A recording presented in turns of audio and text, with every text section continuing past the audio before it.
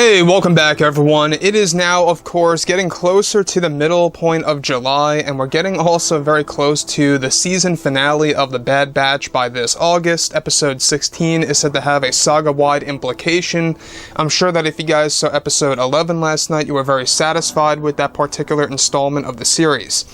This is Mike Zero. Make sure to subscribe if you are new to the channel for future Star Wars content. Also, make sure to check me out at Mike01 on Twitter if you would like to. Now, the thing about the future of the franchise is that we have John and Dave really working day in and day out for this new universe. They're working on shows like, of course, the Book of Boba Fett. We've got other shows out there like the Ahsoka Tano series and more.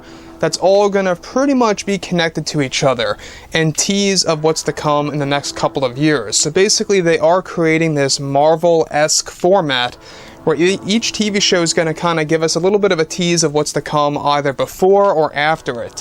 For example, the Book of Boba Fett is said to actually have a major tease to the Kenobi TV series being attached to the teaser trailer of the Kenobi TV show, which they are trying to get out by at least the end of 2022 or even the early months of 2023. That's what they're aiming for with the Kenobi series. So the thing about everything related to George Lucas, this is why so many fans are very excited about the new Star Wars installments, is because John and Dave are essentially working closely with Lucas on his ideas and concepts and throwing that into this new EU. Basically, a lot of Lucas's ideas from the sequel trilogy are being implemented into some of the TV shows, as well as some of his other ideas from Star Wars Legends that never made it out to the books or the comics are also being used for the new TV shows to create new material and new content. However, what's really intriguing about all of this, alright, involves Kathleen Kennedy and George Lucas. Now, with both Jon Favreau and Dave Filoni beginning to work on shows like the Ahsoka series with Rosario Dawson and even the third and fourth season of The Mandalorian, Kathleen Kennedy, in the meantime, is still working hard on the Acolyte series before she leaves on a creative scale by this September. One major development is what Kathleen Kennedy had to say about George Lucas in a recent interview when being questioned about the fans and the backlash from the fandom over the sequel trilogy movies. Kennedy goes on to state that, "I feel that in a way, George was a major influence on the fandom backlash by revealing his original ideas of the sequel trilogy right around when The Last Jedi released. I feel that George should have been smarter by not unveiling his original concepts for Luke Skywalker of his version of the sequel trilogy movies, since I believe it created this sort of contrast, of what his vision was and what ours was, and it only created more negativity within the fandom. I actually had spoken to George about this, if not, of course, and of not revealing so many details of his original sequel trilogy concepts, as of course much as possible over at Lucasfilm, and knew it would only create more negativity and higher expectations from him instead of us over at Disney as well. Now, this is not to say that I dislike George in any way. It is, however, that revealing those details about his take on the sequels created this comparison that took off back in 2017 for some of the key characters and original concepts that became the source or foundation, if you will, to point fingers at those at Lucasfilm for not fulfilling George's ideas, and I feel that was the wrong thing to do at the time and had a major impact on the fandom's reaction to the sequel trilogy movies by us that became unrealistic. I will also say that I and George have spoken about this in the past, about the dangers of revealing his original sequel trilogy concepts, so I feel that he should have known better by not revealing such plot pieces to his drafts of his movies that, of course, were never even made.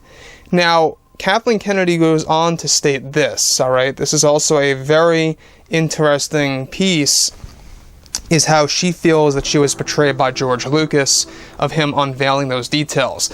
Let me just say that that's very hypocritical of her to say, because look at what she did to George by promising him all of these different things back in 2013 about keeping the characters safe and respecting the characters that he created so very long ago, and how that really did a complete 180 on him. She really backstabbed George Lucas, and she really had no problem doing that. So, in a way, I'm really glad that George Lucas did this, Not necessarily saying that I'm glad that, you know, it angered the fans to an extent, but I'm glad that the fans got a better idea of the fact that we could have actually seen George's ideas and concepts even all the more so about his sequel trilogy, and how we got a little bit of a glimpse of what it was really going to be like. You guys may recall back in 2017, we learned from Lucas that there was going to be an actual concept of the last movie of his version of the sequel trilogy, in which Luke Skywalker dies in the last film, but trains Leia before he passes on. Now, that would have been more respectful to the character. I feel that, yes, in The Last Jedi, the way that he died, you know, being alone and just kind of dying from using the Force ability, some people liked it, some people hated it. Let's just confess things here. A lot of people hated it. And I will say one thing. As much as I dislike Rian Johnson and his take on The Last Jedi, alright, he does his own thing, you know, he does his own stuff. Looper, you know, he does his own Knives Out films. That's his thing, right? It's okay with that, but when he's in Star Wars, it doesn't really seem to work. It doesn't really mix well with me. So when I go ahead and see what he did to Luke, it was very disrespectful to say the least. I mean, that's just being nice at this point. It was very much backstabbing the fans, and I think that Rian knew going in that killing off Luke like that would have really created this sort of backlash. So I guess that's why Kathleen Kennedy was very much upset about George Lucas revealing these details and these concepts of his take on the sequel movies, is because it not only impacted herself, but it kind of backfired on Rian Johnson. It created this contrast of what you really could have done right and what you really failed to do. And it just shows the fans that George's vision would have been more in line, at least with the character of Luke. Now, sure, there's a lot of aspects of the prequel trilogy movies that are out of line and that a lot of fans did not like, and I understand that. But when we go ahead and see what George had planned for the sequel movies by throwing in Darth Talon and doing all these crazy things with Maul and the holocron of Palpatine, very interesting stuff that seemed a little bit more realistic to me, at least, that would have also involved the children of the Solos and the Skywalkers. So it would have been more true to Star Wars Legends. It would have been more true to the overall Star Wars universe back in the day.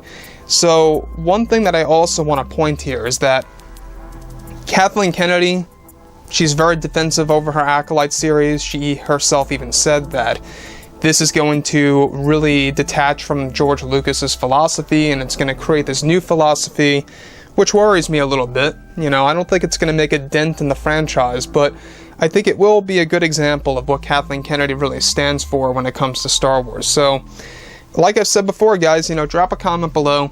Let me know what you think about all of this in the comments, and if you guys did enjoy the content for today, do make sure to drop a thumbs up on this video to support the channel. I thank you all so very much for the kind support, and I'll catch you guys next time.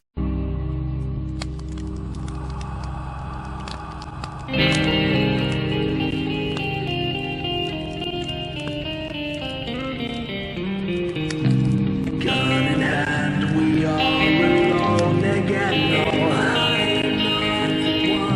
From night to moon, we hear them moans again.